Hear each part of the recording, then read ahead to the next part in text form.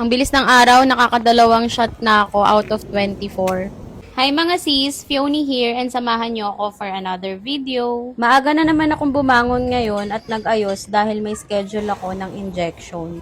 Monthly ko tong gagawin for 24 months. Part na to ng hormonal therapy mga sis kasabay ng daily maintenance. Sa totoo lang mga sis, napapagod na ako pero kailangan eh.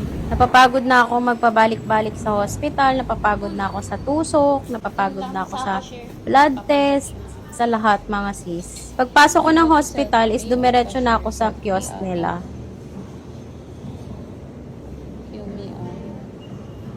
I'm a person with disability.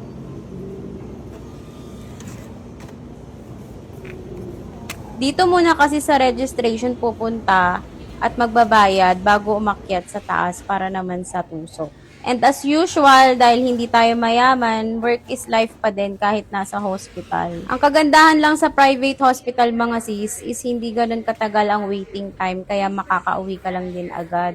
Pero ang kapalit nga nun is magbabayad ka. Nakapagbayad na ako at pinapakyat na kami sa taas dahil nandoon ang nurse. Nagtataka nga ako kung bakit kami sa 4th floor pinapapunta last month sa 5th floor naman sa chemo unit. Kaya tuloy nalilito ako kung saan ako didiretso. Kung tatanungin nyo naman mga sis kung magkano ang nabayaran ko, nakapagbayad ako ng 441 for the injection fee.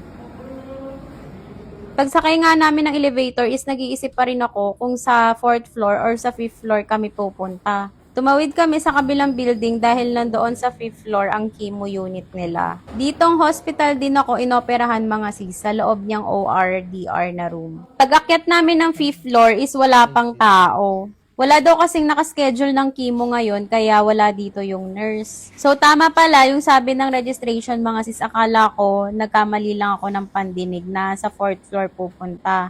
Pero dahil nandito na kami sa 5th floor, yung nurse na lang ang umakyat. Ang gamot na to pala mga sis is pinapababa niya ang estrogen sa katawan. Para sa hormones ko to, dahil ERPR positive ako mga sis, ginagamit ito para pahintuin o kontrolin ang hormone activity.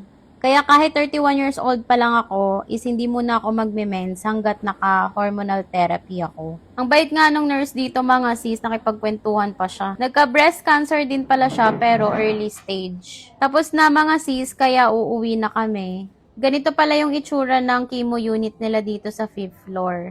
Malawak at malinis. Ang balita ko is bago pa lang yun kaya hindi ako dito nagpa-chemo. Uwi na kami mga sis dahil may duty pa ako.